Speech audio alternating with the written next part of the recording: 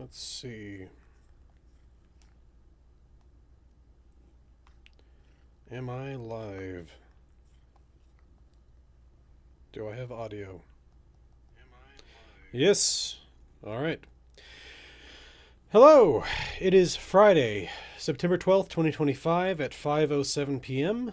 Central Daylight Time, and here we are in Fallout 4. Oh man, it's been a weird week, both personally and nationally and all that stuff. Just hoping to not think about everything that's been going on. So, let's see. Since we last talked, I released the 2 lore videos on Fallout New Vegas, covering, what was it, Cass and the Mojave Outpost. Sorry, I was in such a daze at the time. If you're unaware, last Saturday I got COVID or the flu or something, and I was feverish. Like, I actually literally had a fever until Wednesday afternoon, Wednesday evening. And so I've just now, really, in the past couple of days, been getting fully over that, still coughing now and then. But, yeah, I was sick when I released my videos on Cass and the Mojave Outpost. In fact, there's at least a couple lines that are recorded for the Mojave Outpost video that I definitely did while I was sick, and it's pretty apparent if you listen closely enough. Kind of gross, honestly, but it's one of those things where I had to get those things done, so I did the recordings even with some, let's just say there was extra moisture involved. Anyway, so here we are in Fallout 4. The next 2 videos will be covering Wilson Automatoys, and I will also be covering Suffolk County Charter School. Suffolk County Charter School, of course, being the location with Pink Slime and the Pink Feral Ghouls, and then the Wilson Automatoys being the manufacturers of the Giddy Up Buttercup. And along with that, they were turning into a war contractor by the time of the Great War. So yeah, that's what we get to look forward to for the rest of the month. We got, 18 more days? I'd hope to get these out pretty quickly. I've done most of the real-world research on the Suffolk County Charter Schools. I had to refresh myself on that stuff a little bit. It's one of those things where, like, I assume that the Suffolk County Charter School, which, where is that? It's somewhere down here. Weren't we just there last time? Again, I've been doing the real world stuff. I have not done the in-game research. I'm just remembering what there is in the game at this location. Anyway. Yeah, basically, the game, Fallout 4 was released in November of 2015. And the Pink Slime story was a big thing in March of 2012. And it was basically this big sensationalist news story that was picked up by a whole lot of people, but the biggest names in the game were ABC, I believe. But yeah, basically, if you're unaware of what Pink Slime is and why this was a whole news story, I can give you a little bit of the real-world history of the stuff. So basically, when you're trimming meat, beef in this case, there's effectively 2 types of fat. There's the fat you want, there's the fat you don't. And that's really the simplest version of it. The fat that you want is what's called marbling. It's the fat that's intramuscular fat. It's what's found in between the muscle fibers. When you cook the meat, it makes the meat more succulent, it makes it more flavorful. And the more marbling you have, the more expensive the cut of meat.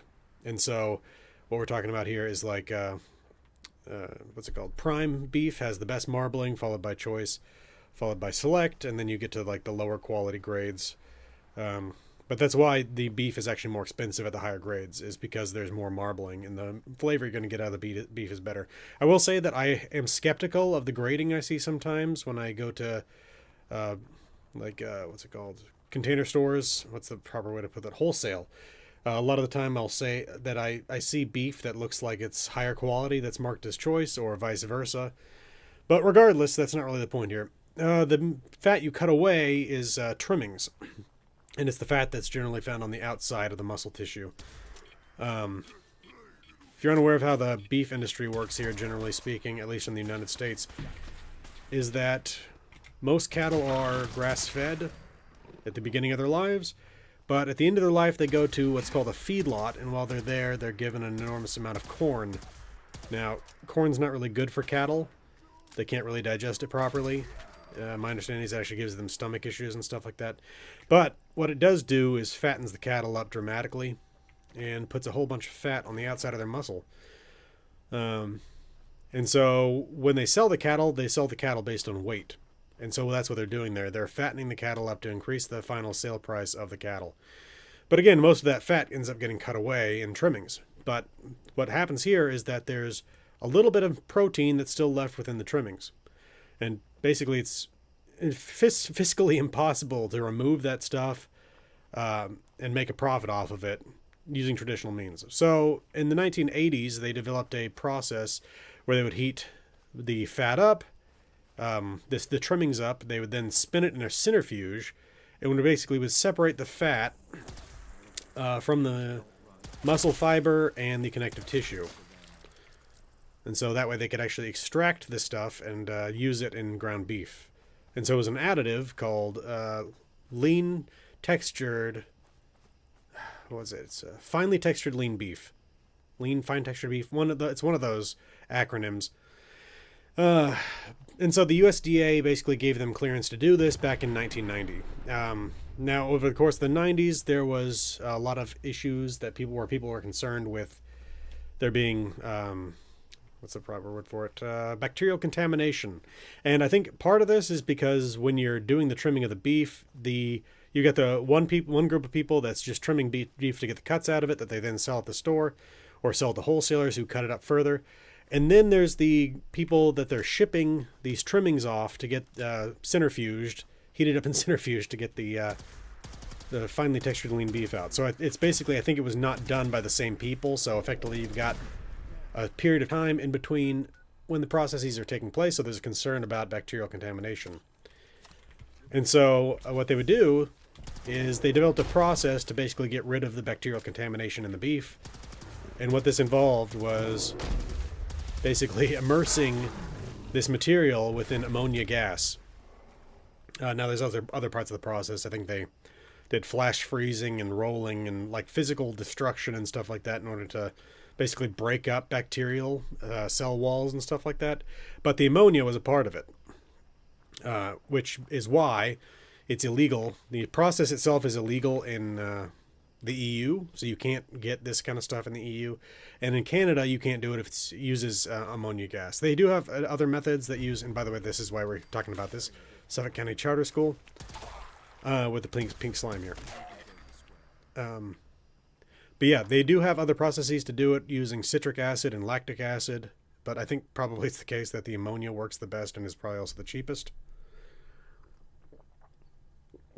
Well, anyway, this stuff was a food additive that they've been putting into food since I think the overall process was fully allowed. It has been fully allowed ever since 2001. But it really didn't hit the public consciousness until 2011, 2012. 2011 specifically when Jamie Oliver made a big deal about it, which if you're unaware, he's a British chef. And then again, ABC did a whole bunch of reports on it in March of 2012. And basically what ended up happening was they reported that it's in 70% of all beef supply. This is, again, why we're talking about it, the food paste here, this pink slime. It was also in school lunches. And so basically there was a big uproar about it and stuff like that. And the industry was trying to say, oh no, it's fine. It's fully safe. USDA has fully approved of this whole process. There's no reason for you to be complaining about this. It's making beef cheaper for you because it's not just grinding up cuts of like prime beef to give you your ground beef. We're also able to get this basically what used to just be thrown away, and we're able to sell it to you, get this protein out of here that you otherwise wouldn't be able to get. And so in the end, the manufacturer of this product ended up suing ABC for defamation and for misstatements and stuff like that. And honestly, for a long time, I basically was with the beef industry on this because, like, for a long time, the way I was raised, hey, Daddy Dante, welcome to the stream, I was somebody who, like, believed that all this stuff had been worked out and it was good to go, and it was just basically people worrying about nothing. But the older I've gotten, the less and less I've trusted industry. And And it's one of those things where it's like when you find out that they will find uses for waste products in order to make a profit on something. So yeah, again, I trust this stuff a lot less now. And basically, my general thought on the whole thing is I don't know whether or not this stuff is safe, but I definitely don't trust the people behind this stuff as much as I used to. And at the end of the day, so there was the big lawsuit filed against ABC. ABC ended up dropping it and settling with, or no, ABC didn't drop it. Sorry, the lawsuit ended up being settled between this group and ABC, with ABC paying them some large amount of money. But it's one of those things where it's like, okay, you could take this as being basically ABC saying, "Yep, no, what you're right. We were completely wrong about this," and it's entirely possible that ABC made misstatements on it, which I don't doubt they do. Media makes misstatements all the time, but at the same time, when you look at what the potential losses were to ABC if they'd lost this lawsuit, it was potentially something like $57 billion. I can't remember if that's right or if I've got that off a factor of 10. But regardless, it's one of those things where certain states have these clauses where if you end up suing, or if you end up damaging one of their primary industries, they can triple the damages that you have to pay. Hey, yeah, well, I was here last week. I was sick over the course of the weekend, but yeah, I'm here. But yeah, what I was saying, so basically it's one of those things where ABC, if they ended up losing this lawsuit, they could have ended up basically going bankrupt, or they could basically just take a minor loss and just put the whole thing off as, as just a loss. But again, not a absolute destruction. Really? I promise you, I've streamed, I took a couple times off in June, maybe July, but yeah, I've been here. No, Daddy Dante was here last week, for example. I was sick for the I was sick Sunday through Wednesday, but other than that, I've been generally good. I just was talking a little bit here about the products here. Pink Slime, which again, given that the game was released in 2015 and this whole scandal was a big thing back in 2012, it's my assumption that the Pink Slime in this school is a reference to the Pink Slime story from 2012. And so last little bit on the real world version of this story that I'll say before I close things out on that is that they no longer have to report Pink Slime as finely textured lean beef. They don't have to report that anymore as a food additive. It's now, ever since 2018, has been simply classified as ground beef.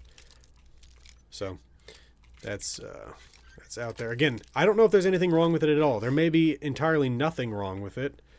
But I definitely, again, I don't trust the food industry nearly as much as I used to. So now I think that the other reference that we get out of this, the one that's not a real world reference, but that's actually a what's it called? Pop culture reference, is the way that the students act. Which, again, I'm going entirely based on memory here, so I'll have to reread this stuff. Weird. I wonder what's been going on with that. I wonder if my stream hasn't been showing up in your notifications for some reason or something like that. 1 second, let me check something real quick.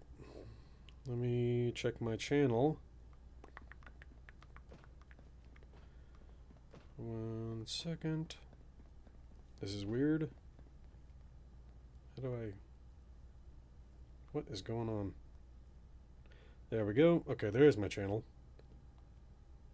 Okay, yeah, it's not going to show up in videos, but if you go to the live section, you'll see that I had one, so obviously this week. Last week, Friday before that, the Friday before that, the Friday before that. And again, I think the last time I really missed a lot was in something like June. Oh, okay. I hear you. Okay, so you're in the Army now. Well, congratulations, and thank you for your service. Let's see here. Assuming that you have now completed basic training is what you're saying here. Got it. But okay, yeah, where I was going back to, the pop culture reference that I believe is going on here And it's also actually beef related, which is another reason why I think it's apt. Is that, if I'm remembering correctly, there's a whole bunch of behavioral issues that arose within the class. So let's see here. Principal Hudson, I am sorry to ask, but where has the integrity of the school gone? Forcing all the teachers and students to consume nothing but flavorless pink goo is inhumane and demoralizing. Food is the avenue of socialization for our students' growing minds, and they are growing restless of the paste. If nothing else, I am sure you have noticed the growing rate of visits to your office for misbehavior. Also, I could almost swear everyone seems a little bit pinker after a week of eating this stuff. Please, I ask that we terminate the mistake of this experiment and find alternative funding opportunities for the school. Mr. Smith, English department. So yeah, I believe that basically what this might be a reference to, and I could be wrong here, but the season 2 episode 10 episode of the X-Files called The Red Museum, when there's a little town, I think in South Dakota. I could be wrong about that. But basically, this town starts having all these behavioral issues, and what Scully and Mulder end up discovering is that there's basically this experiment going on where they're injecting the cattle with something, and this additive that they're putting into the beef, the local beef supply, is basically causing aggression within the youth. Now, again, the fact that this pink slime stuff within the game is likely based on the lean, finely textured beef, along with that, with again it being called pink slime in the news, along with that being something where they were talking about it going into school lunches and stuff like that. And again, with the Red Museum stuff in X-Files, where you've got the kids here getting all aggressive when they're eating this pink slime. I think that that's a connection. So that's what I got to say currently about this stuff. Again, I'm going to have to go through all this stuff more closely to make sure I haven't missed anything, because I'm sure that there's stuff that I've missed here. But that's what I'm going to definitely talk about as the first video. The second video, again, going to be covering Wilson Automatoys.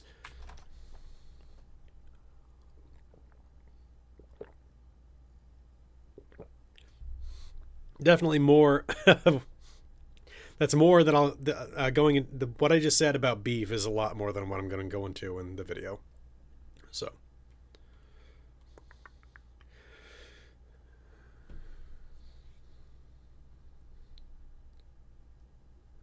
Oh, neat. Journalism, public affairs, photography, and film. Very cool. By the way, if you're wondering what Suffolk County is, because I wasn't sure exactly, like I knew that there's a Suffolk County, Massachusetts, but it is a pretty massive county actually, and it covers almost the entirety of the area of Boston. So basically, it runs up, I think, even up into Salem, and then basically down through Boston, misses the Back Bay area, or not entirely the Back Bay area, but there's Brookline, I believe, Massachusetts, that it misses, and then it comes all the way down here. So yeah, again, it doesn't go all the way down to Quincy, but it's pretty massive. So with it being Suffolk County Charter School, like while this is southwest of Boston, again, Suffolk County is massive, so not just an area southwest of Boston. But again, Wilson Automatoys. There's basically 2 locations that'll have to be covering specifically here. We actually went by one of them during the last stream. And it's this facility out here by Boston. Not Boston, by Quincy. The other one being the actual corporate offices in downtown Boston. Let's see if there's any news to talk about. I don't think so, in terms of like stuff to talk about with Fallout. In the Starfield Discord that I'm part of, one of the guys there noted that they think that the Terran Armada notification, like the little teaser that they put out within their 2-year anniversary thing, they're saying it's probably not a DLC, it's probably a patch name, and it's probably going to be, or not, maybe not even a patch name, but the name of some sort of faction related to a patch or something like that, simply because of the fact that Bethesda didn't bother to trademark Terran Armada, which they typically do with their what's it called, expansion packs, DLCs, stuff like that. So, but yeah. Okay. We got the Wilson Atomic Toys since 2042 here. Where are we?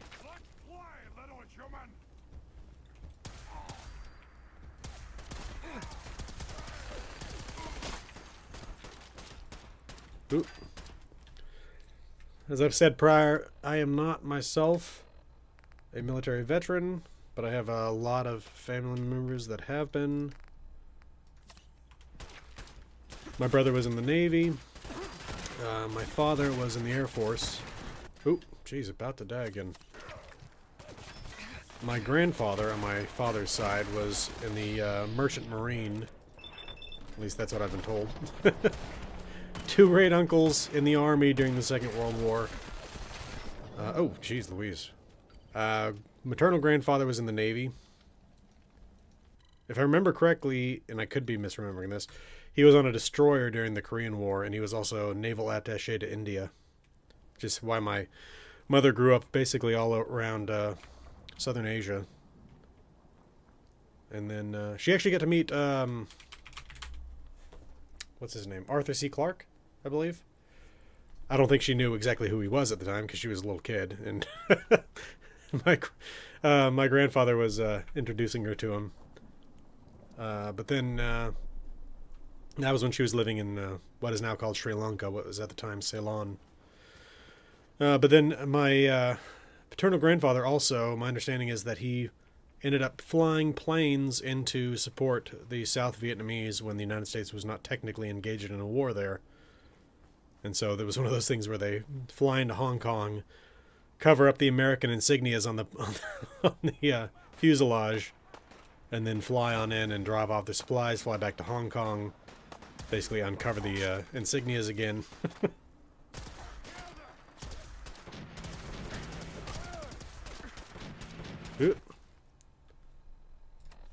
Honestly, don't know if I have any family members that were in the First World War.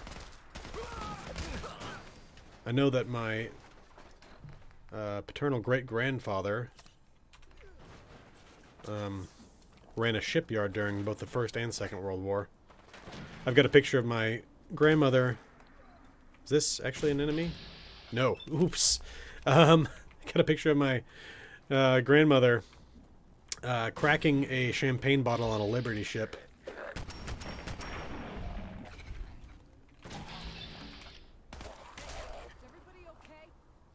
And before that, I know that I had relatives on both sides of the Civil War.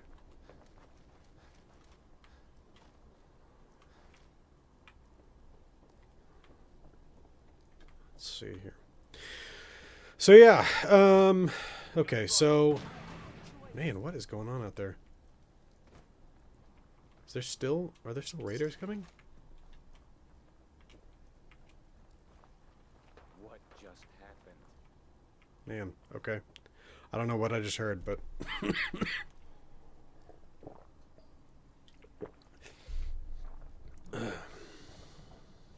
What is going on over there? Let's go check that out. But yeah, in terms of more... I don't think I heard any other news related to Fallout, the TV show, anything Elder Scrolls related. Again, other than the one thing about Starfield, which again was just people thinking about what's going on over there, not anything official. Didn't hear anything else about Starfield. Right here. Right here. Oh, I did play, is this? Oh, that was weird. I did play a couple hours of, what's it called? Callisto Protocol while I was sick. Just trying to find something to do while I was basically sitting around all day. Like, again, I finished the videos and I needed to just rest because like I wasn't thinking straight. And like, okay, I'll give you like a quick thing here. When I was working on the Mojave Outpost video, that was 16 minutes long, 17 when I was finished actually, because I added a couple notes. But anyway, I ended up taking like 14 hours to get that done, which is way slower than my normal speed on that. And it's not like it was even a ridiculously difficult thing to put together. But again, I was not What checkpoint? What are we talking about? Is it this up here? Maybe. Oh, yeah. Wait, is this where I'm with the Institute? I think it is. Yeah. But yeah, so I was just basically trying to find something to do to pass the time. And I also did not like lying down while I was sick, just because it's like a lot easier to breathe when I'm sitting up like that. And so I played Callisto Protocol, and like honestly, I was not impressed. And I'm somebody who loves the Dead Space series, all the way up through 3. First of all, the combat I found very repetitive. It's almost all melee based, at least in the first couple hours. And was not really enjoying myself doing it. Because it's just constantly dodging in order to not get hurt. And then doing like one smack or a couple smacks and then dodge again. Then a couple smacks and then dodge again. And even when you shoot these things in the head and blow their head off. And again, this obviously in Dead Space, you blow the heads off the necromorphs and it doesn't do anything. But there's, I don't know. And beyond that, again, beyond the gameplay not even being something I was enjoying, there was the whole thing too where, like, I hate it when there's bad science in the background of sci-fi.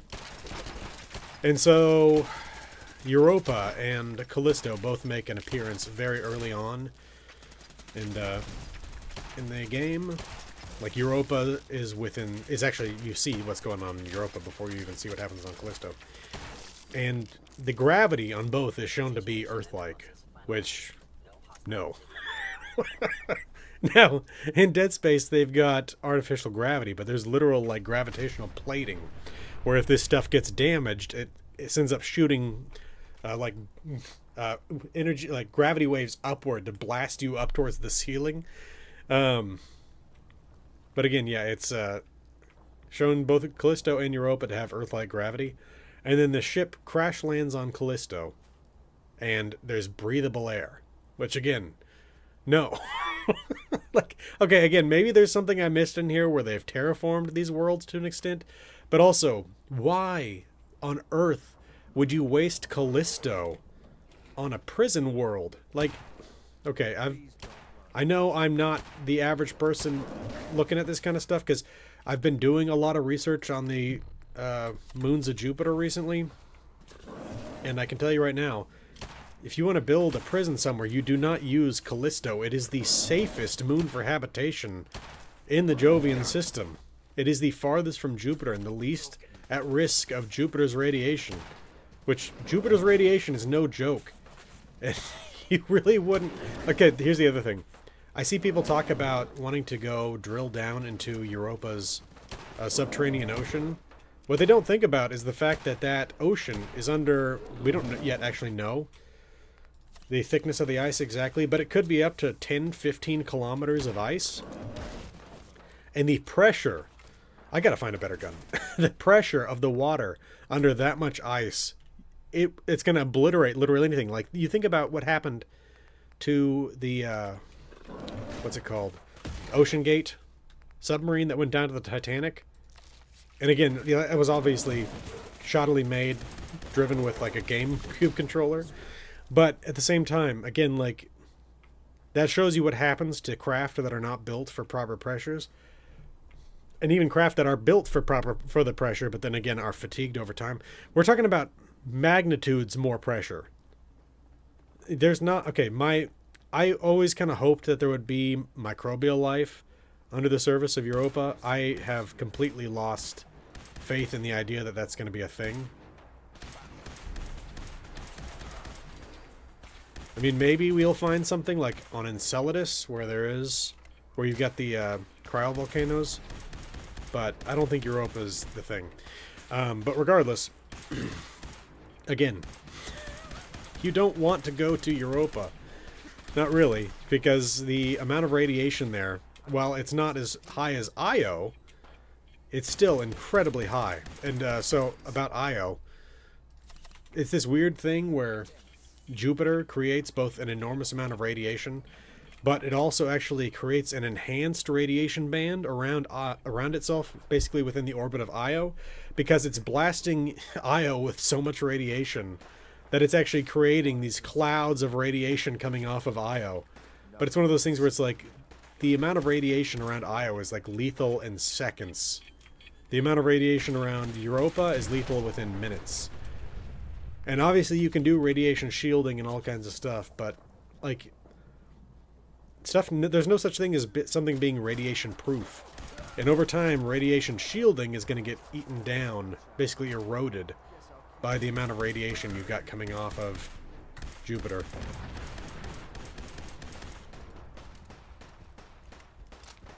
So yeah, trying to build what looks like just your random average residential colony on Europa. So again, yeah, that was my... I was, like, right off the bat skeptical of Callisto Protocol. Not even because, like, I have seen the bad reviews, because it's one of those things where I don't always trust that, because, I mean, you can basically get people bandwagoning on stuff, and I've seen that happen plenty of times. So I was hoping that was the case with Callisto Protocol, that it's one of those things where it's like, yeah, it may not be for everyone, but I'll like it. But I was basically immediately annoyed by the bad science in the science fiction. It's the same thing with, what was that? Ad Astra. That movie that came out a few years ago? Where it's like, oh, we can't send the signal from Earth all the way out to Neptune. We have to go to Mars. It's like, that's not how energy waves work. You can send a signal from Earth to Mars, and it can go from Mars, be relayed all the way out to Neptune. What are you talking about? I get it. If your whole thing here is like, well, we gotta have the reason for them to go to Mars so we can have the scenes on Mars. But it's like, if you're basically making a science fiction story where the science is unnecessary, and like the setting is completely unnecessary to the overall story, why are you bothering to do it? Or at the very least, do better science if you're going to do science fiction. And again, and if you're trying to make it look like realistic science. It's like, it's one thing if you're trying to make Star Wars, and you don't need to do real science, because again, you're making basically science fantasy with space magic. At that point, I don't care, because again, I enjoy that stuff because, again, it's a fantasy science setting. It's more so fantasy than it is science. And so you can hand-wave all kinds of stuff out of the way. But when you're trying to make something that looks like real science, but basically just set in a future time period, try to do a little bit better job on the actual science. Or adjust your story if it completely is obliterated by normal basic science.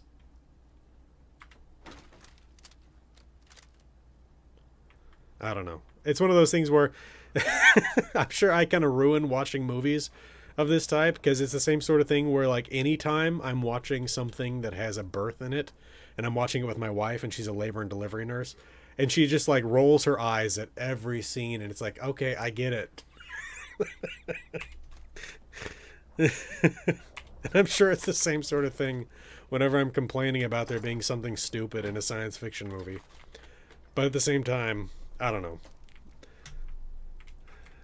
Her thing's about specific scenes. My thing is, I'm complaining about, like, the entirety of the setting being stupid. Anyway, though. How are y'all doing, though? I hope y'all are having a as good a week as you can. Again, it's been a pretty disturbing one here in the United States. I've watched a video of 2 murders in the past week and a half, and I'm not a better person for it. I really would prefer to see less of that online. Anyway, Oop. Sentry bot. I gotta wonder how things like sentry bots are still a thing in Boston after this long. Like, unless this is something that's been brought in by the Gunners or something like that. Which I assume it probably is. Although, don't they normally say, like, Gunners sentry bot? But the idea that something like this survives just out in Boston for 200 years without somebody having fought it, it's just kind of crazy.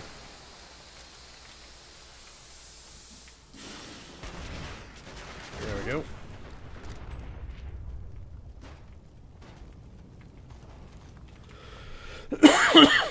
What item is too heavy? Oh. It thought I was trying to pick this thing up.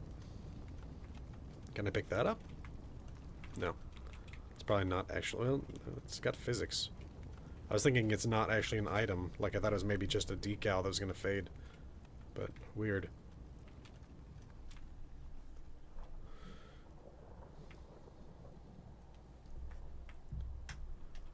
Let's see, though. So, I guess next, after I finish covering Fallout 4, I'll go into covering Fallout 76. Does anybody have any specific topics they'd like to see covered next month? I haven't set up the poll yet, so... Basically, could be anything. Obviously, in the past, I've talked about wanting to do at least a couple remakes. But there's also new topics I need to cover. Like, actual new content to the game that I should cover at some point. Got the wicked shipping truck here. Funny how there's all these different wicked shipping trucks all over the place. Again, there's the new stuff like Glimmering Depths. There's the fishing content that I'll need to cover at some point. I have not participated in the fishing content at all yet. I've never been into fishing in games. Like, the last time I remember really doing a lot of fishing in a game outside of, like, Stardew Valley or something like that was, like, Zelda. When there's little fishing mini-games to go in and get the loot you can get out of those little fishing contests and stuff like that. And again, that's been, like, over a decade since I last thought about that kind of stuff. So yeah, fishing has never really been my thing in games. Or in real life, honestly. I went a couple times when I was a kid. Whoa, was that another? Oh, okay. So this is, yeah, this is a, what's it called? Automatron DLC thing. Should probably take a stim pack.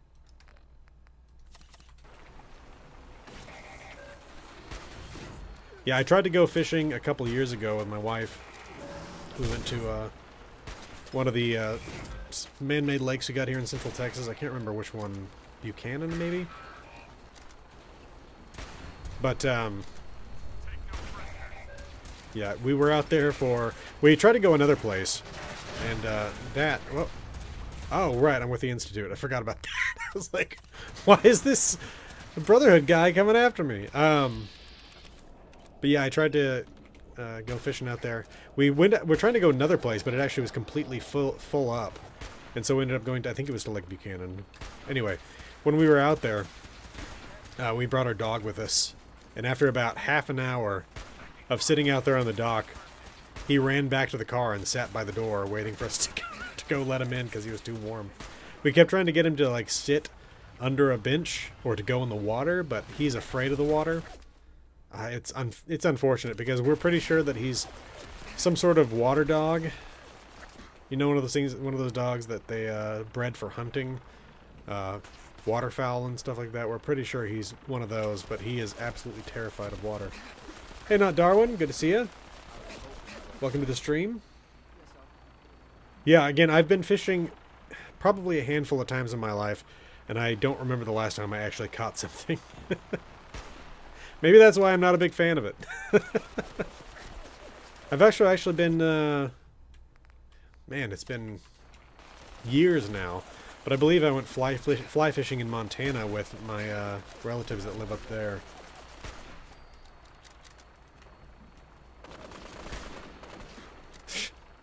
Man, I keep on taking out their offensive measures, and they just keep coming back with something else.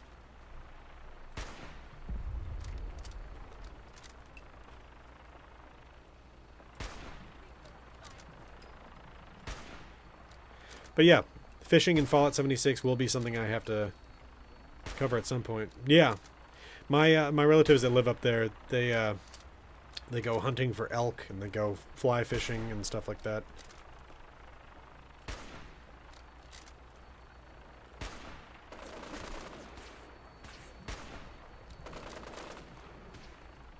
But again, I'll need to cover the Glimmering Depths. At some point, I will need to cover the Blue Ridge Caravan Company, the way that they've grown. They deserve a second video by this point. I probably could do like an update video on the other factions. Jeez Louise. Specifically, we're talking the responders. Again, there's been a little bit more added to the game with those guys. Man, it really is a war zone out here. I've now been fighting raiders, random sentry bots. We got the Automatron DLC guys. We got the Brotherhood of Steel out here trying to kill me. We got, again, gunners now. Alright. What else do I need to cover in 76? Charleston, at some point, needs its own video. Yeah, I'm done with Atlantic City. I'm done with the pit. Again, for now, my hope is that they're going to add to both of them at some point. What I'd like to see in the pit, specifically, is I want to go to the mill to take on the Fanatics once and for all. You know, basically take them down. Well, obviously, it doesn't work long term, but at least alleviate the pressure on the Union for a time. And then, along with that, within Atlantic City, I want to go to the Pine Barrens and try to take on whatever it is that's causing all the overgrown to go into the city. Blue Ridge Caravan Company, yeah. Ares, definitely very interesting. Ooh. Is attempting to couple with the with the Assaultron that he turned into the Sheep Squatch. Let's see here. Yep. Joshua Graham and Nick Valentine. I will say that there's very few characters that have the amount of historical, like, amazing history that Joshua Graham has. And Nick Valentine, obviously.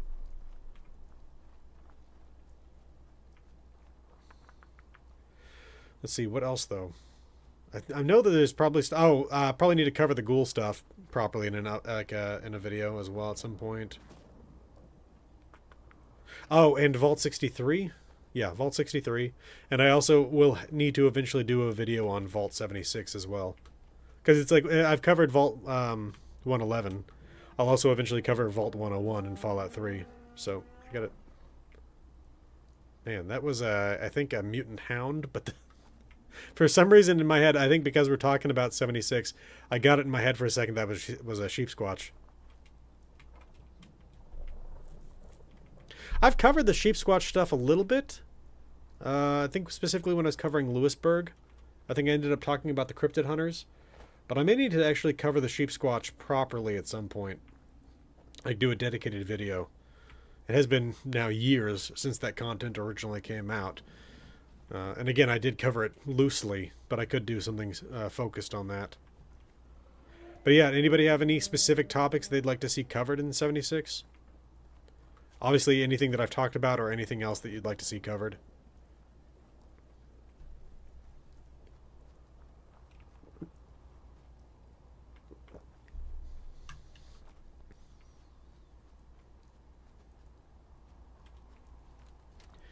After that, going back to Starfield for the month of November. I will be covering, I'm not sure yet, but I would hope it's going to be something like Aquila City, specifically. Basically round out the coverage of the major settlements within the settled systems. There are still more things to cover after that. Two stealth boys, that's nice. Which is more existing Lawrence. Yeah, the Vault 63, the way they basically talk about Vault 63, it's absolutely enormous. And we really haven't actually seen that much of it. I'd like to see more of Vault 63 at some point. I think they did a pretty damn good job with most of the vaults in 76. They're all fairly unique. They've all got interesting experiments that were taking place in them. As I've talked about a little bit in the past, I'd like to see the staff from Vault 76 show up at some point. I'd like to, I've considered the potential that we could see the staff from 111 show up in Fallout 76 at some point, because, again, the ones that fled, basically after they ended up killing the science team, we could end up seeing the security staff show up at some point. But along with that, the security team from Vault 76 were not dwellers. So it's also potentially possible that we could see those people show up at some point as well. Hey, Osborne and Bread 73, welcome to the stream. Trying to... Oh. I was hoping to turn off the broadcast. I couldn't remember if that was a thing or not. I don't think it is.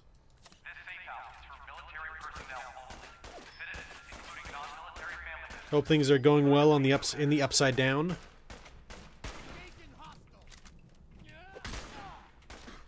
You know, because you're in the Southern Hemisphere and you also got the, like, giant spiders and stuff.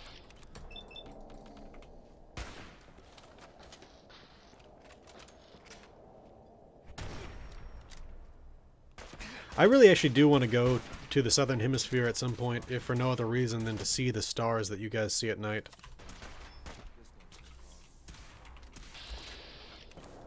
Want to see the Southern Cross with my own eyes at some point. This is an emergency message to all Commonwealth Army soldiers. Emergency protocols 17 Echo Charlie 9 are in effect. But for new Free States content, yeah, I mean, we could still see, what's her name? Abigail Singh show up at some point. We have no confirmation that she's actually dead yet. Let's see. Getting a little dizzy down there. It's not really that spectacular. I still want to see it. I want to see the constellations you all get to see. And also, like, if I could go out somewhere where it's dark enough. I mean, Andromeda, the galaxy, is visible from the Southern Hemisphere, which it's not from the Northern. Which is one of those crazy things that you learn about when you kind of look into this stuff, is that the stars actually do move in the sky because the way the Earth wobbles, that basically what we see at night changes over the course of thousands of years, hundreds to thousands of years. But yeah, because basically, what's his name? Ptolemy. You can? I didn't realize that. That's neat. See the Elder Scrolls constellations in the 76 skybox. But basically, Ptolemy recorded seeing the Andromeda Galaxy. I believe it was the Andromeda Galaxy. Yeah, in the sky. No, I'm thinking about something else. Anyway, I don't know. What am I thinking of? It was something to do with a Starfield lore video to where there's a constellation that is visible from...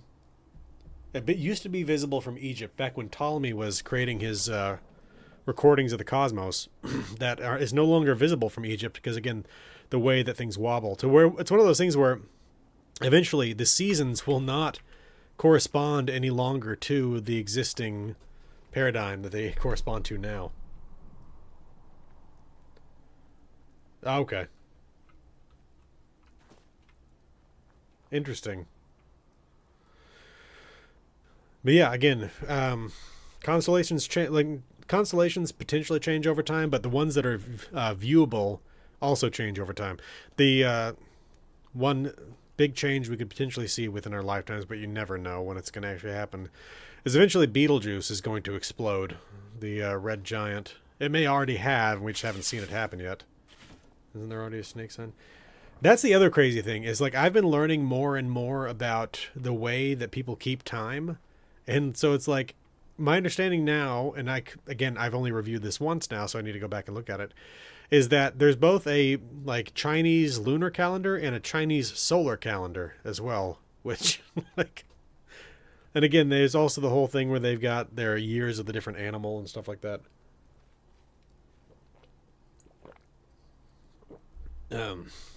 But yeah, I do actually find different timekeeping systems to be fairly interesting.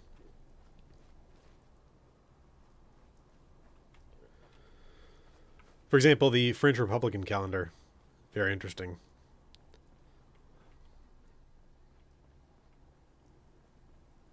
Your brother's a snake, you and your father are both tigers. But yeah, so again, just to review real quick for those of y'all who missed it earlier. Jeez, more raiders. I'm going to be covering Suffolk County Charter School as the first video I cover Fallout 4 this month, and I'm going to be covering Wilson Automatoys later in the month. Now, along with that, again, next up is Fallout 76. So as I was saying before, if you have a specific topic you'd like to see covered, let me know now. I'm going to be sure to put up a full poll before I finish the second video for this month. But until then, basically it's fully open to whatever you want to see there. Just let me know. But then again, after that, Starfield, hopefully covering Aquila City to round out the major settlements. The entire reason for the common calendar. Yep.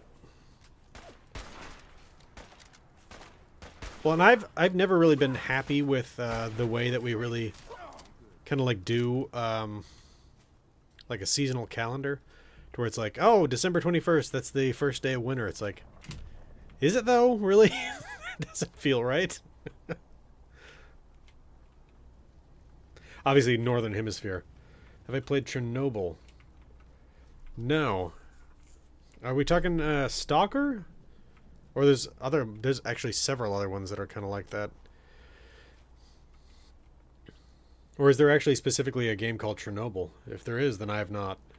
I've played a little bit of the original Stalker. I would eventually need to go and try the second Stalker. I've also played Metro, which is kind of related to that. Obviously, Stalker being Ukrainian, Metro being Russian, both of them being post-apocalyptic, although Stalker is really set specifically within the Chernobyl area. And then there's also the HBO series called Chernobyl, which I was a big fan of. Let's see. I have a theory that the imposter chief class you meet in the Brotherhood quest line isn't built by who the majority of the player base thinks it is. Oh. Trying to remember there being a sheep squatch in the Brotherhood quest line. Sorry, it's been a long time since I've played this. Oh, Chernobylite. I can't... No, okay.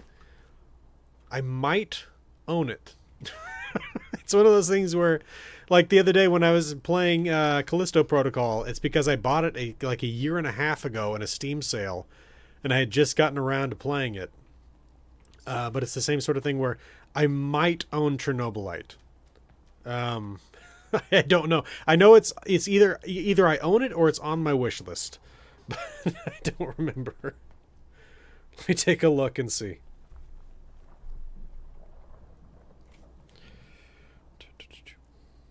Let's see. Eventually I do want to do Atomic Heart as well. And Atomfall.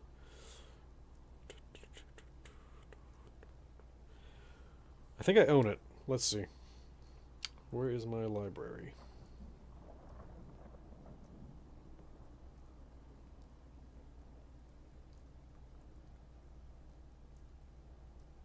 Yep. I own Chernobylite. I have played 0 minutes of it. I'll have to play it at some point. But I feel like that's the story with a lot of a lot of people that have Steam, is that you got a backlog that's like 10 miles long. And I find myself going back to replay a game like year after year. Or for example, it's something like Fallout here, which 1,203.8 hours. And that's just within Steam, because I've also played that on the Xbox as well. There's takes you into the tunnels. Oh, yeah. Okay. No, I was thinking about the stuff that's takes place at what's it called? The Beacon Site, something like that. I can't remember the name of it exactly. No, yeah, I really do like Ares. Oh, it's a Rust Devil. I was thinking it was just a Raider.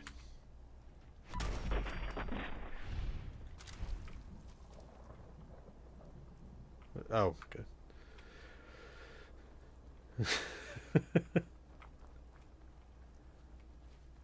Whoa, 25 concurrent viewers. That's new. There haven't been that many people here ever before, I don't think. Hope everybody's having a good week. Oop, jeez. Bloodbug hatchling. These things are disgusting. If you ever considered what these things would actually be like to encounter these things... Ugh. I mean, the proboscises on these things are like 1.5 feet long.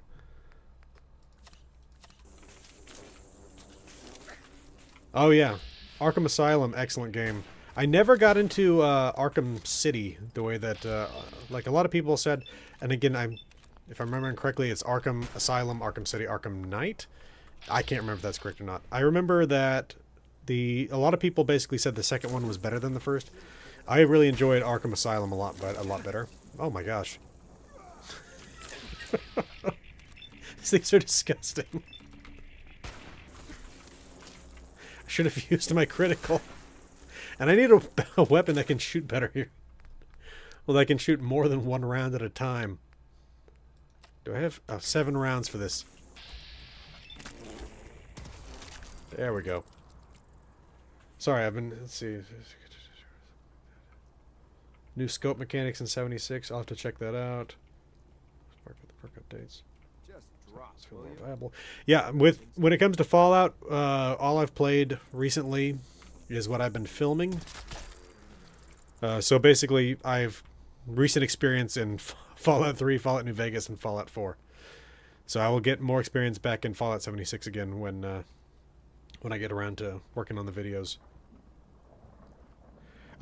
So my build in basically every Bethesda game at least always starts out as Stealth Archer, you know? So in this case, hiding, sneaking around, using a scoped weapon.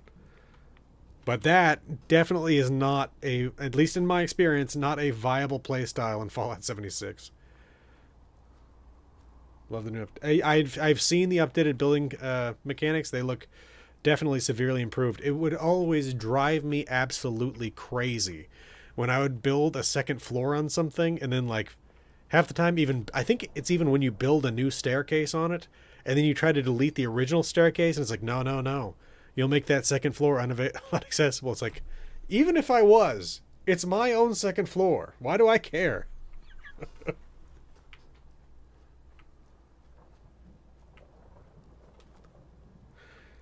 Okay.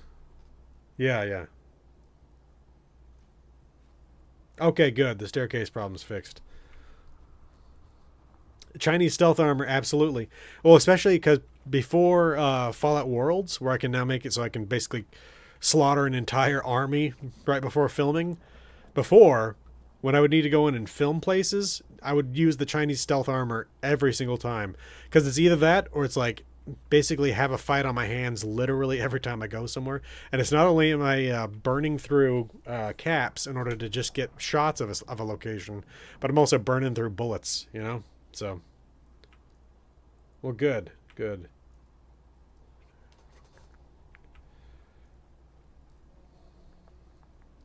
Yeah, trying to remember which one it was.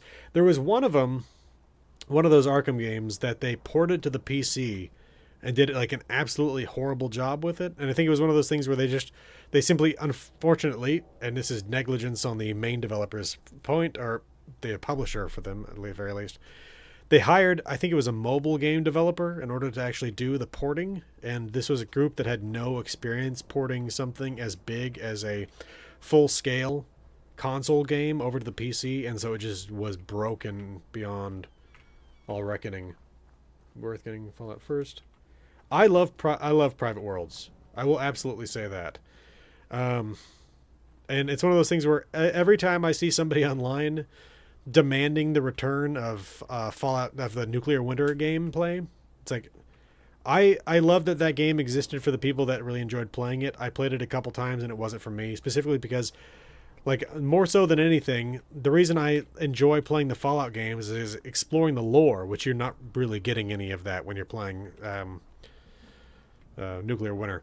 But basically, they're always demanding the end of Fallout Worlds. Like, no one likes it. And it's like, I do.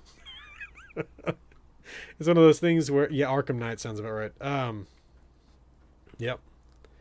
But basically, it's like it's like literally every time I play the game, it's in my Fallout world. Every single time.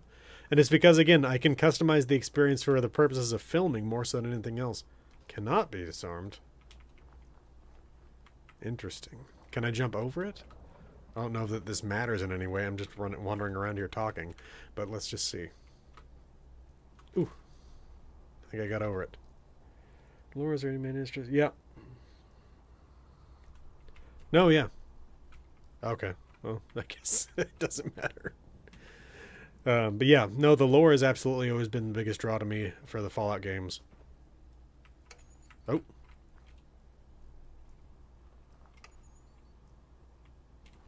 Oh. What is... First of all, I don't remember this stuff. This feels like it's related to some piece of DLC content that I just don't remember. Yeah, it seems that way. Oh, jeez Louise. There we go. Okay. Oh. I hear... Oh, there they are.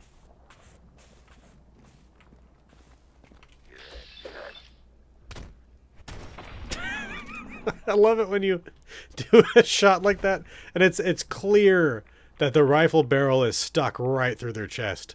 But it goes through anyway. Okay. Let's see here. Alright, that one went off. Oh, come on. X688. Oh, okay, yeah. Hey, just Why don't you wait right wait there? I'm ready. Alright, let's try this one. Nope. I feel like I've done that quest. Alright, let's see if I can now shut down this one. Yep. Nope. Okay. Alright, I get it.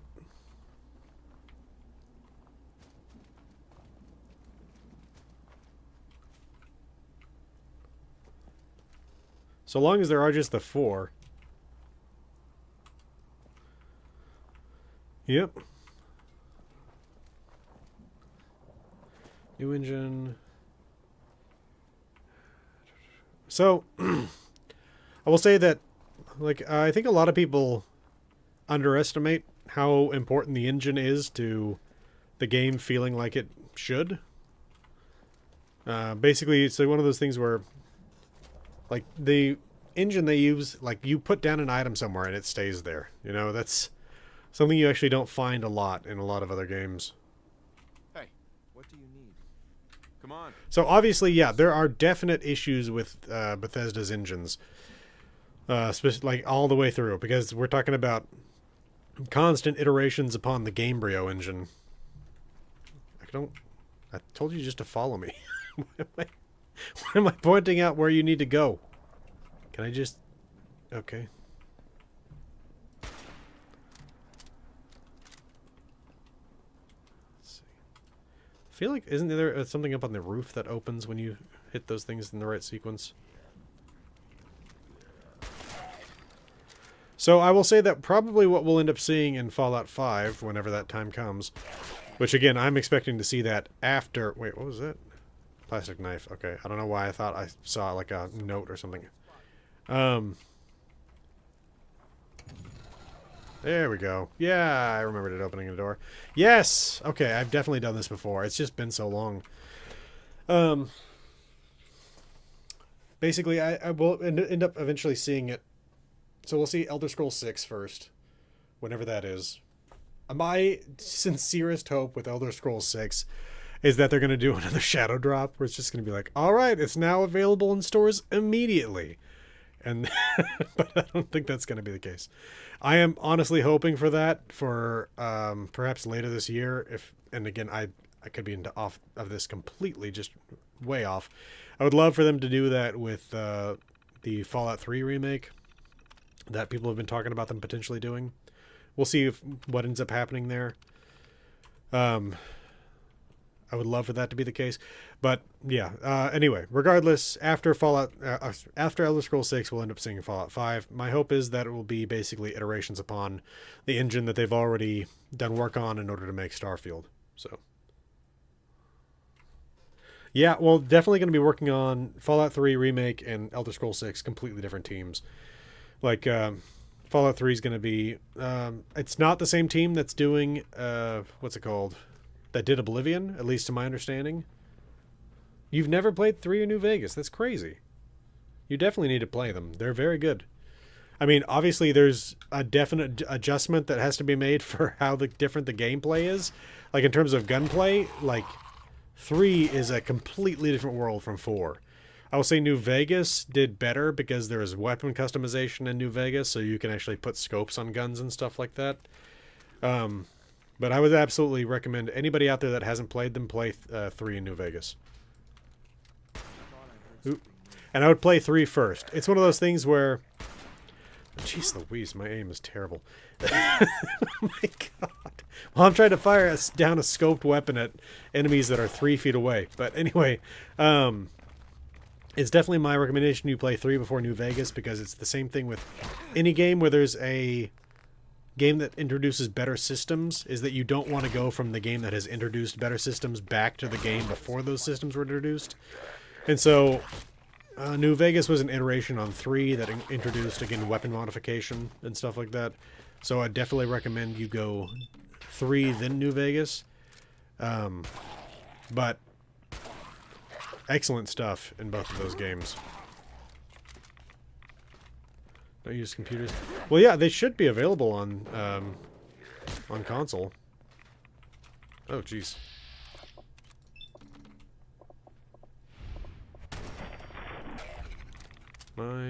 Okay, still in danger. I don't know where I got so many stim packs on this guy. Oh, jeez. And honestly, as I've said earlier this year, I would love to see a remake of New Vegas, because it would make so much sense given that they're launching the 2nd season of the Fallout TV show, which is set in New Vegas. So it would be the perfect time to release that, but I would expect to see 3 before New Vegas. At PS3, 4, and 5. Yeah, okay. Well, I will definitely say that in the PS3 era, Bethesda games were definitely better on the Xbox 360. Like, there's no question about that. I had a friend, roommate, now brother-in-law, who he had... I can't remember what game it was specifically. Skyrim, maybe? Oh, Fallout New Vegas. And that game had so many problems on the PlayStation 3.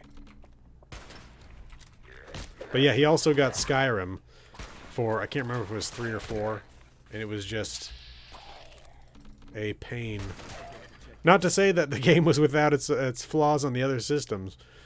100% New Vegas was very buggy, especially on launch. It feels like one of those things where they kind of rushed it out. Not on... Obsidian there, the rushing it out thing. At least that's my understanding of it. But let's see here. Ah, jeez. Oh, yeah. This building would be absolutely disgusting. It's a fish packing plant that's filled with feral ghouls. This place would smell absolutely abominable. Not only do you have the smell of rotten fish, you have the smell of rotting human.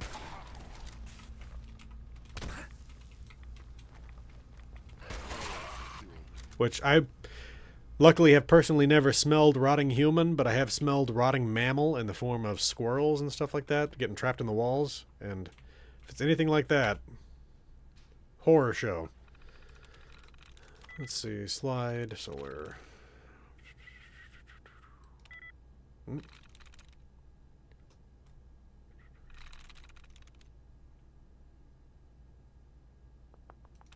There we go.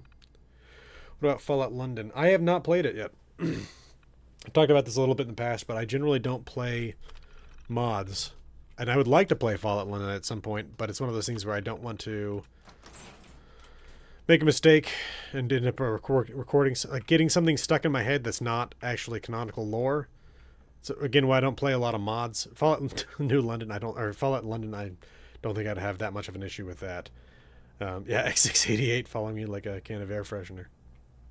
Or with a can of air freshener, yeah. Again, Fallout London I would like to play, and it looks like it's an amazing amazing bit of work there. The people that put that thing together. It's incredible that it was done entirely by the community. But again, I don't want to... And it's, again, far less of an issue with Fallout London because we're talking about an entirely new part of the world. But it's definitely risky whenever you play a mod, especially a really good one, to start mistaking stuff that's within the mod for being canonical stuff. Jeez Louise. Sometimes the little bit right before the shot is a bit long. What the... Oh, Mr. Gutsy model. I was wondering what that thing dropped.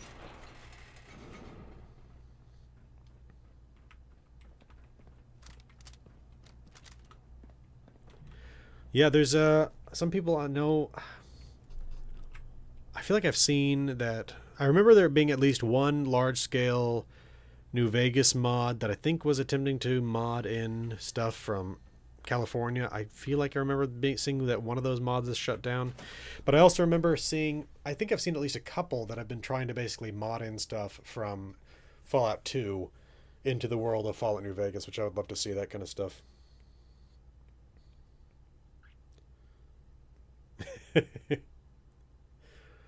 Yeah, it wouldn't surprise me if they find some fan-made power armor mods and they want to put those things in themselves. Oh, yeah. I remember there being a something of an homage to Oxhorn in the Wastelanders DLC, well, patch. It's not really DLC to Fallout 76, is there? It's all just patches.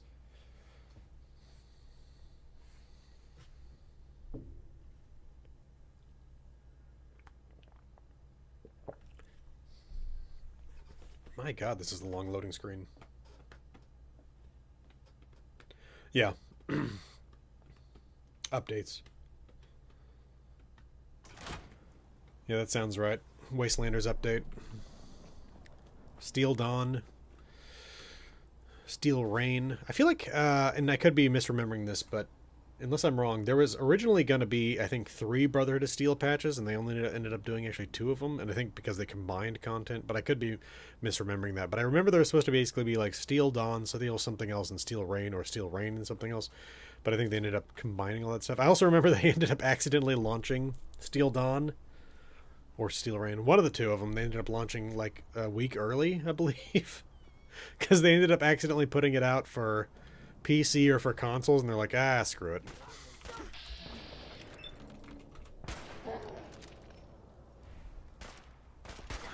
Fractured steel, maybe? Steel fractured? Yeah.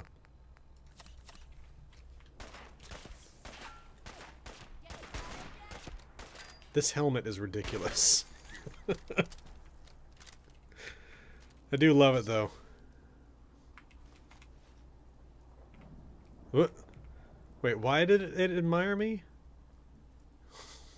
I don't know. I picked something up off the body and it said X688 admires you. It's like, okay.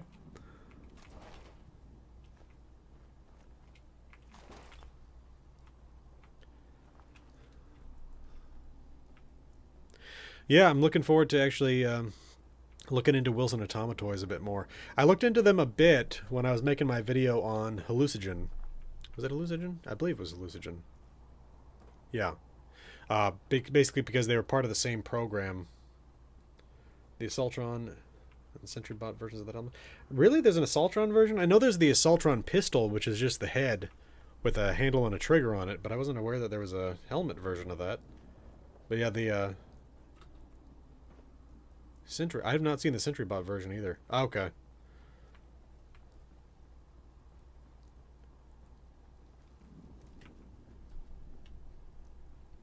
But yeah, I'm looking forward to getting back into Wilson Automatoys. Actually, we're near the headquarters now, aren't we?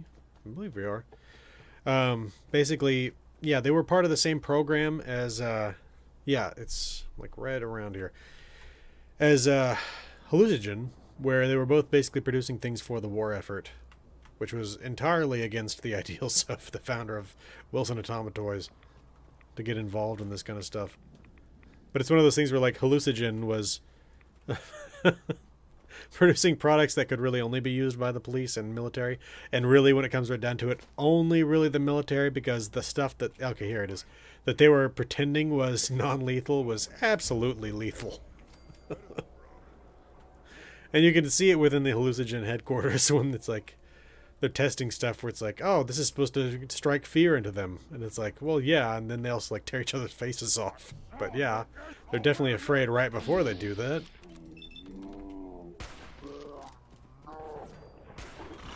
Jeez.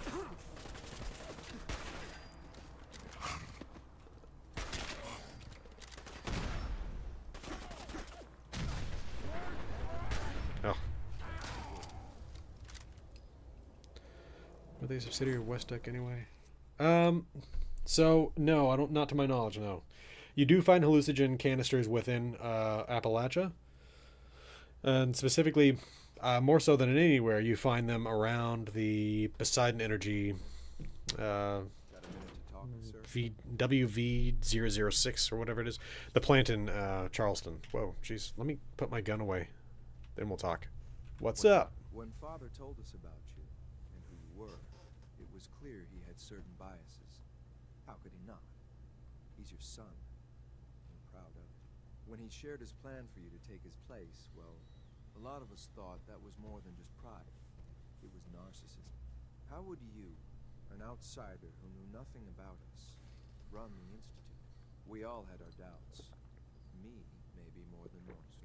But now, after watching the way you operate, well, I have to admit, I was wrong. It's clear to me now that Father knew what he was doing, and I should have trusted him. I don't know. I don't get. It's like, well, the way I've seen you killing Brother to Steel members out here and raiders and stuff, clearly you know how to run this scientific research operation. Having doubts is normal. The most important question is, do you trust his vision for the Institute? Yes, absolutely. I know that you didn't have much time with him, but I can tell you honestly, sir, Father was a great man. I believe in his plan for the future. I'll do anything in my power to make sure that future becomes a reality. Do I like wading through the filth that is the Commonwealth and all of its vermin? Of course not. But if that's what the Institute needs me to do, then I'll do it. My point is, you should be proud to call him your son. You hate the Commonwealth? Why do you hate the Commonwealth and its people so much? If the Institute represents the best of humanity, of what it can accomplish, then the Commonwealth represents the worst. It's like a rotting corpse, and the people who make their home there are like carrion worms, feeding on the filth. Soon, there will Jeez be Louise. nothing left but the Institute, and mankind will be better for it. Anyway, Wow. I've said what I wanted to say. Thanks for listening. I'll need to cover X688 at some point, but good lord. I mean, basically from his point of view, there is no middle ground. It's the Institute's the best, everything else is the worst, which is just kind of a crazy mindset. But is it also interesting that, like, as much as he tries to put on something of like a robotic facade, can I do Master? Oh, I can.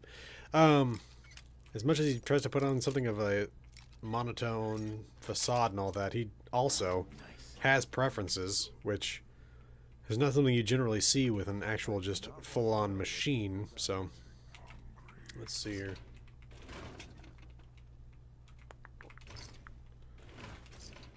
I don't know why I'm bothering to loot stuff right now. Alright. Okay, this character does not have the... Oh, wait, I probably could have picked that up at the little outbuilding out there and down near Quincy. I feel like there's one there, but I can't remember off the top of my head. Mainframe access terminal. Is this something that you maybe just access when you're working with the Brother to Steel and have a scribe with you?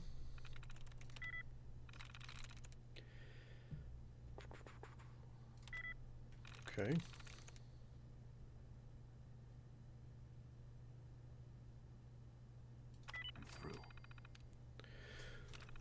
Mainframe security, and it only gives me access to one door.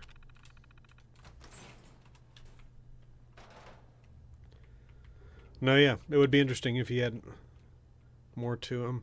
Honestly, I'm not terribly experienced with X688. I don't really work with the Institute all that often, but he is an interesting character.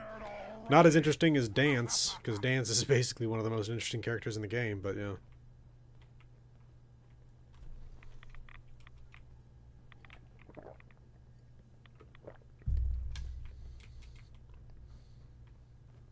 Oh, jeez. Wait, how do they not see me? We're not alone. We're good. This is a powerful rifle. I think this is a 50 cal, if I remember correctly. Did I do that? Let's see. Or was it already? No, it's 308. Okay.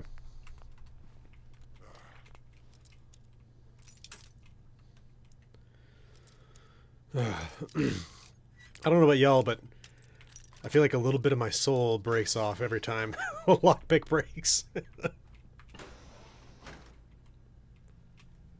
Oh, there's a key card. Paula Marshall. Yeah, Arlen Glass. Be advised that Mr. Arlen Glass is no longer an employee of Wilson Automatoys. Should you see him on the premises, please notify security immediately. Mark Wilson, President and CEO of Wilson Automatoys. So I don't think he was the founder, but he was, I believe, the chief toy maker. Mark's warning. Gonna find you. Where are you? Why did I not have subtitles turned on? I thought I had them. Oh, I did have to uninstall and reinstall the game when I was processing my video on... What was it? Atlantic City? No. New Atlantic... No. What was it? Neon? One of them. I had to basically turn off all... I had to uninstall a bunch of games because it was taking up so much space. After today's meeting, it's going to take a miracle to salvage Oh. the site contract, and you decided to take the evening off? Look, I wanted to Scythe is the military What can I do? He called me out program. on the board. I had to fire him. Where do you stand, Nate? Are you with me or with him? I want you in my office Monday at 9 sharp. We can discuss the contract, or we can discuss your resignation. It's up to you. If they've buffed the hunting rifle like that, then that's great, because that's always been my favorite way to play. Buttercup sales.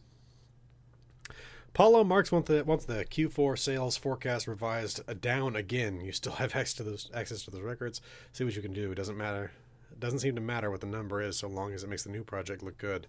We still on for Friday. Nate. Jeez Louise. Yeah, I'd forgotten about all this stuff. Because, yeah, I read all of these things when I was going through the process of making the hallucinogen video. But it's one of those things where I knew I would cover Wilson Automatoys at some point. So I know I've actually got a lot of footage of this building and the actual notes and terminal entries and all that stuff somewhere.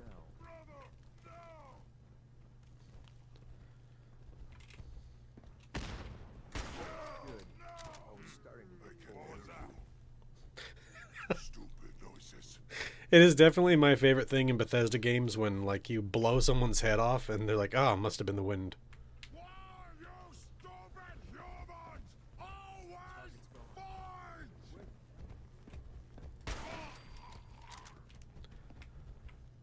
Oh, look at all those parts.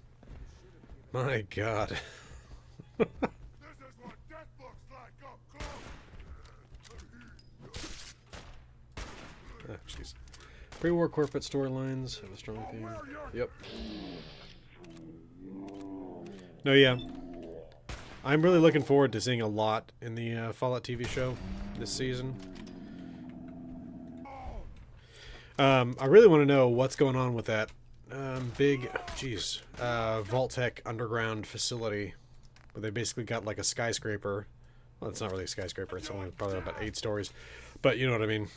A freestanding building in what appears to be an underground area.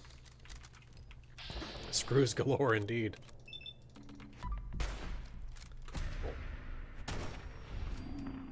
Probably a waste of a critical to use it on a super mutant skirmisher, but still. Okay. Like, let's see. 1 giddy up Buttercup. What do we got on these? Whew. 3 gears, 5 steel, 4 springs, 4 screws. Yeah. No, absolutely. I definitely also want to know, how did Moldaver manage to survive? I know that they basically showed a little bit of a shot at the end of the last episode of the first season where there's like cryo suites in New Vegas. So my guess is it's going to be something like that, but we'll just have to wait and see exactly what they come up with. Giddy Up Buttercup body. What do we got with that? Basically, half the springs and screws and steel, no gears. It's me, you coward! Oh, they don't know where I am. Okay. So I guess the legs are where the gears are, but wait a second. With 4 legs, you have 3 gears, but with 1 back leg, you have 2 gears. How does that work? Giddy Up Buttercup head. What do we got in that? Okay, steel and springs. I don't know. The math ain't math in here, y'all. Let's see. Let's see. What about a 4-leg, front leg? There we go. Yeah, there should be at least at least eight gears per Giddy Up Buttercup. I mean, I don't see how they could share gears, but also still have them individually. I don't know. More Giddy Up Buttercups, more legs. Find you soon, Oh human. my god, look at all these. Okay, I will definitely say, I would love it if anybody at Bethesda would ever hear me say this and do something about it, but adult-sized Giddy Up Buttercup. Come on, you've got an engine that already has horse motion in it. We know horses are extinct within the Fallout universe. Give us rideable, robotic horses that are just Giddy Up Buttercups made for adults, but again, they are rideable and moddable to where you can like put horns on the horse's head and stuff like that. I mean, come on. It's like a no-brainer, especially like it would have been absolutely beautiful for Fallout New Vegas to go along with like the cowboy theme out there and stuff like that. Like, oh. Wait, okay, I came down through here. Yeah, it's like 100 kilograms in weight, like 20 pounds. Okay. Welcome to the stream, Mossman. Let's see. Okay. Can't be mounted, though. Ugh.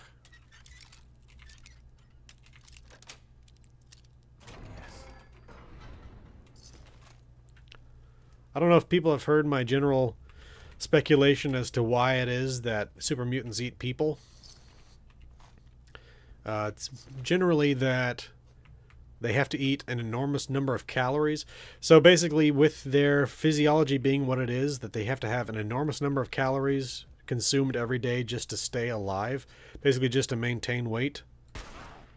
Because they get this muscle just naturally from FEV and from the transformation that takes place. But it's got to mean that the amount of calories they actually have to consume in order to just maintain it is absolutely massive. So I think that they have to eat basically... Oh, jeez. X688, look around! Oh, good. So basically have to go for the highest calorie things around. Obviously that also should mean that they would be basically eating every box of Fancy Lac snack cakes around, but...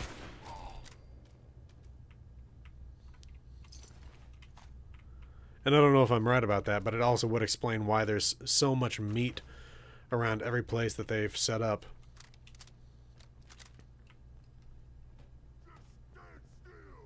Oh, another Giddy Up Buttercup. Seen malnutrition, super mutants, and so... Oh, yeah.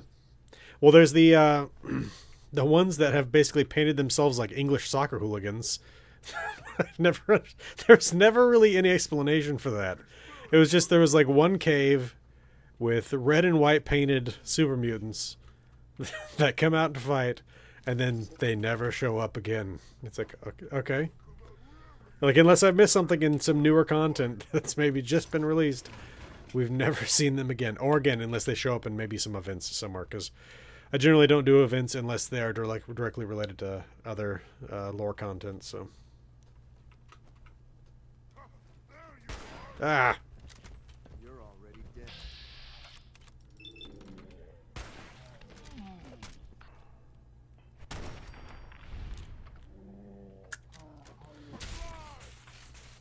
Okay.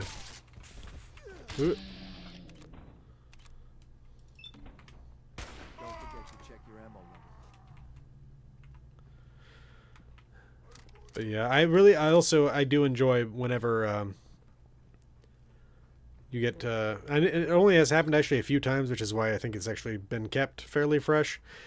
Whenever somebody goes back to the well of FEV to try to make it what it was supposed to be, like Dr. Blackburn did in the Steel Dawn stuff, where, well, Steel Rain, I guess, at the end of the day, where he's basically trying to turn it into, whoa, I forgot how clean this office is. It's such a transition from going out there to going in here. I mean, my gosh. Yeah, this is Arlen Glass's office, if I remember correctly. Basically the whole thing where, if you're not aware, FEV was originally the PvP, the Pan Immunity Variant Project. And the whole goal there was to create a vaccine against every infectious disease. That might work. Nice. Yes. Office has blast protection installed, I guess, yeah. Well, I think it's one of those things where, again, because the office was locked after the apocalypse, it's one of those things where there weren't people going through, rifling through all the drawers and everything. How is that possible? Everything's just sitting here on the walls, and, like, I don't know, maybe the environment in here somehow got maintained. I will say I don't see any vents, so maybe the moisture level in here was dry enough that nothing got rusted out. Why do they even try? Let's see here. I hate it when there's not actually a note when it looks like one. Let's see. There was a reminder over here. Something about his daughter, right? Yes. Remember, Marlene will be coming to your office after school on Thursday around 3:30. I'll stop by at 5 o'clock to pick her up, Cheryl. Or is it... Yeah, I can't remember if it's a daughter or granddaughter. Let's see. Calendar. Arlen Glass, week of October 17th through 23rd. Brainstorming with Mark. All these things canceled because Mark was not happy. All these canceled appointments. Yeah. Documents. Sales forecasts. Based on current market conditions, analysts expect sales of the Giddy Up Buttercup to decline in the fourth quarter from 122 million to 110 million. A year-over loss of 17%, and a disappointing showing in the important holiday sales period. So it's one of those things, though, again, where we saw the memo earlier basically revise those down. So it's entirely possible that that was what happened there. I do wonder, it's always interesting to know the exact inflation that's supposed to have taken place by 2077, to where a $16,000 price point is obviously it's showing here to be fairly expensive, but still a reasonable price for a toy.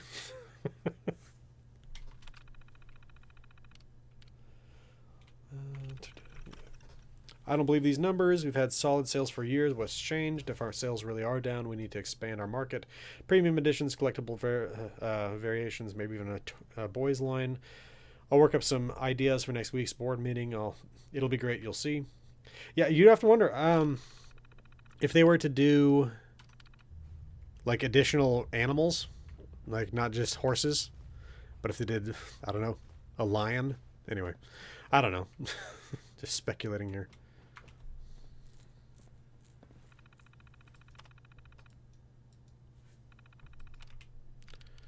Okay. Anyway. Wow, it is a lot later than I was expecting it. Okay. Well, I think I'll start to close things out here. But again, if you have anything... Wow, did I just really pick up too much? Yes, apparently. Core Vega price. Yeah, 400 million. But yeah, so again, the videos that we'll expect to see for the rest of this month are videos covering both Suffolk County Charter School. That's going to be the first one. And then I'm going to cover Wilson Automatoys second. But then again, next month, I'm going to be covering Fallout 76. So if you have anything specific that you'd like to see covered there in terms of topics you'd like to see covered, tell me now while we got a few minutes here. Otherwise, I'm just going to basically look at the list of topics that I didn't cover last time, maybe revise it a little bit, add a topic or two. We'll see. It's slowing you down. Not sure if I missed some zeros, but it's... Yeah, no, it's... And I mean, you look at the prices at gas stations and stuff like that, and the They're extremely high. But of course, there's also a massive gasoline shortage. So, which I feel like we've gotten kind of a mixed view on in the Bethesda-made Fallout games, because they've been set on the East Coast, which seems to have been potentially a little bit further along in terms of the conversion from gasoline to fusion. So, like the gas stations we get to see out here are actually like coolant pumps and stuff like that. Hey, Zach Knowles, welcome to the stream. Maybe some firearms lore for the Guns of Appalachia. Yeah, I would definitely like to know more about the handmade. Let me make a note here, because I had somebody the other day actually put in a request to cover some of the beasts of the Fallout universe, and that's never something I've actually covered before. So it's definitely something that's interesting. See, Guns of Appalachia. Well, because I did actually enjoy learning a bit about the plasma rifle when I was covering REPCON. Was it REPCON?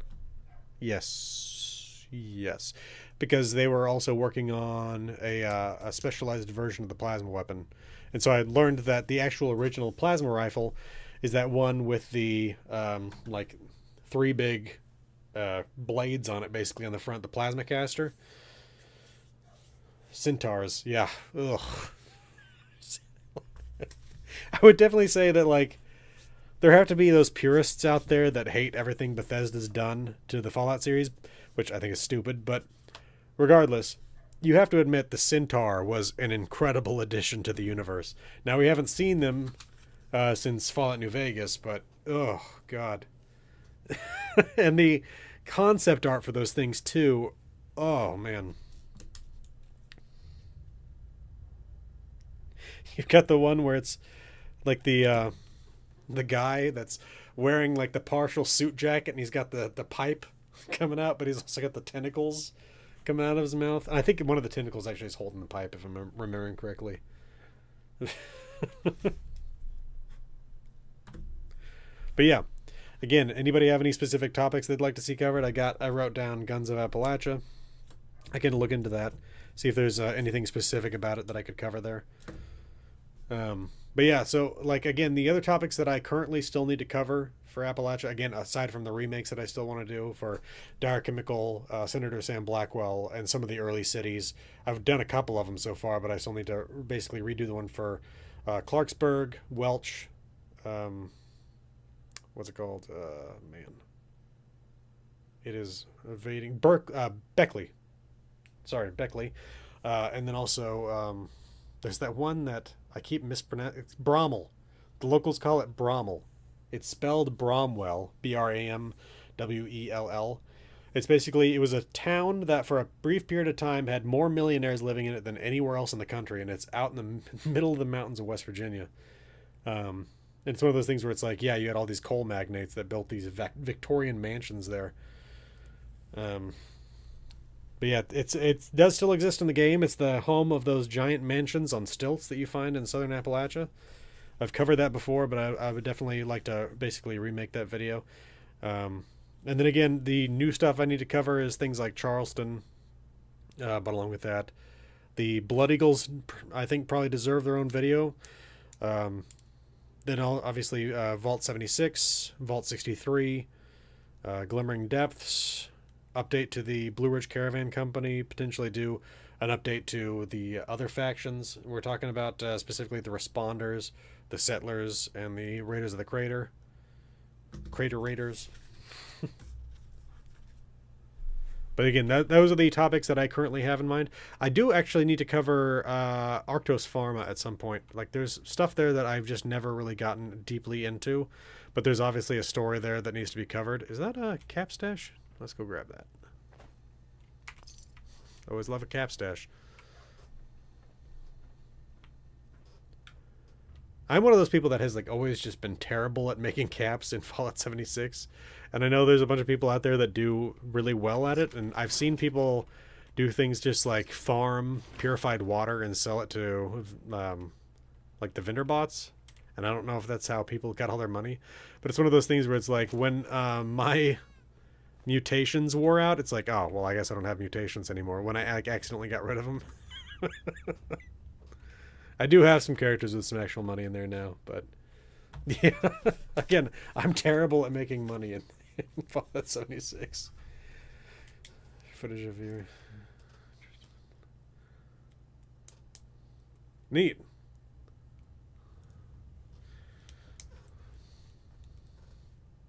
Yeah, I'd love to know, because the Handmaid originally showed up first in Fallout 4, I think with the Nuke World DLC. So basically it showed up as kind of like a gun introduced with the Raiders of Nuka World, which are definitely an interesting group of, groups of raiders. So again, anybody have any other topics they'd like to see covered in 76? Again, I'm not covering them until next month, but now's the time to get in your suggestions, and then I'll put it into the poll in the Discord and on the Patreon.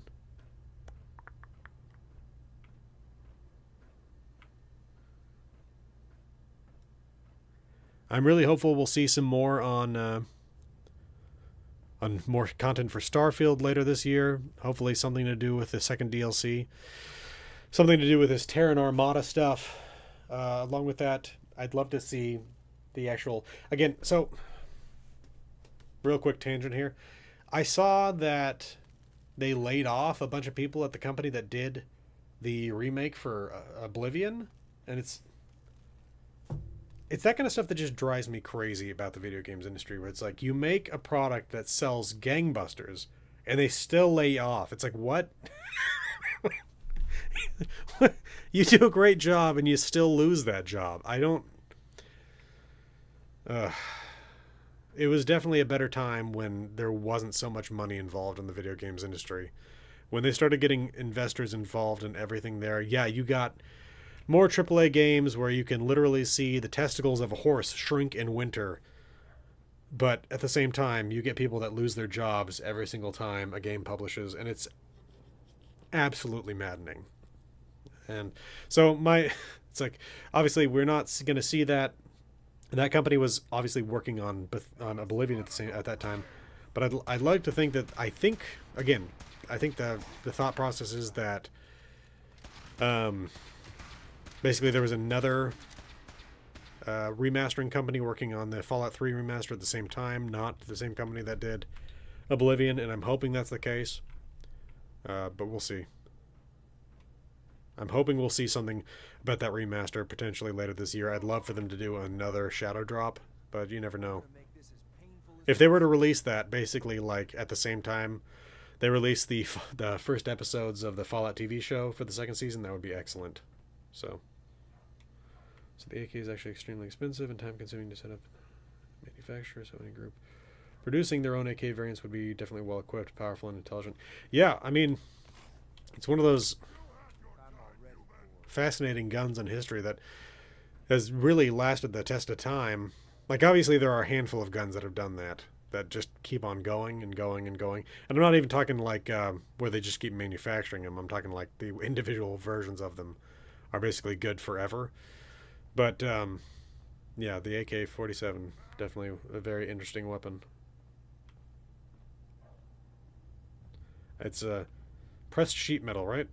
If I'm remembering correctly about the AK.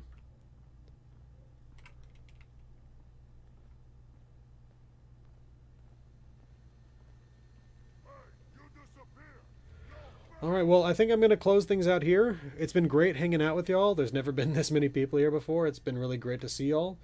It's been great talking to everybody. Again, if you have additional topics you'd like to see covered in Fallout 76, or hell, even if you want to see something different covered in Fallout 4 than I'm currently covering, I can add that to the poll for the future.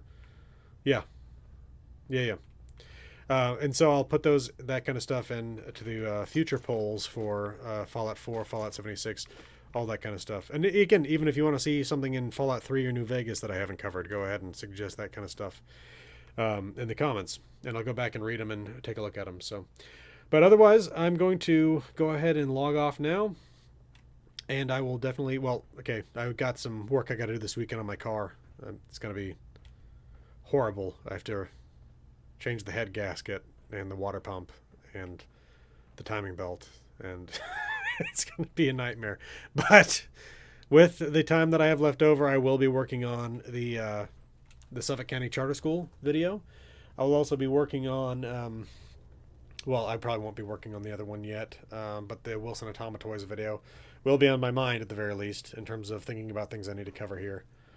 Yeah, just buy a new car. I wish, but this car is fully paid off, so, and I've got the parts. So I'm going to have to be taking off the entire engine head, which means also removing so many parts. It's going to be a nightmare, but I'm going to work on it. So in other words, so again, it's been great hanging out with y'all. I hope you all have a good weekend, and I will see you all next Friday, hopefully. Nothing currently in my mind that's going to be blocking that from happening. So again, have a good weekend, y'all. Goodbye, X688. See y'all next time.